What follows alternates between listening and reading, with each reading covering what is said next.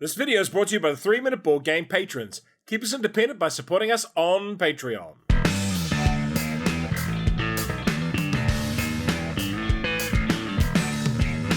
Kia ora koutou and welcome to Andromeda's Edge in about 3 minutes. It has no solo mode, it's a game for 2 to 4 players, playing time is long, and it's a pretty complex game. You are heading to a new region of space, Andromeda's Edge. Can you build a new home for your people among its stars? The game ends shortly after any player reaches the previously agreed upon endgame score of 50, 60 or 70 points. The winner is the player with the most points, and you get these from lots of places, including these 5 tracks. Worker placement. Your ships are placed in locations and take actions. Variable player powers. Each faction has unique abilities. Engine builder. Creating powerful card combos is the key to winning. Player turn. Take a player board, select the faction, and on the lower right of that board, it shows your starting resources. You'll start with 1 leader marker and 3 transport ships. On your turn, you may place one of your ships into an empty space. If a ship has this icon, you can place them in an occupied space. On future actions, you must place ships in adjacent spaces, unless they have range, like this science vessel. You also cannot place in the top row, which is the nebula, unless your ship has this icon. You then take the action on the space. On a planet, that is to claim the top moon tile, or the resource printed on the board. These 2 locations let you trade resources for cards or gold, and gold is a wildcard resource. Here you can build a ship or do repairs, and here you can build a development. More on them later. These 2 locations let you buy 1 or 2 technology tiles of the colors shown, paying the cost above them. Move your marker up on the matching track, and then replace the cards. Tiles are placed on your board in the matching section. Tiles with a red dot start damaged. If you have a moon, you can place them into an empty slot like so.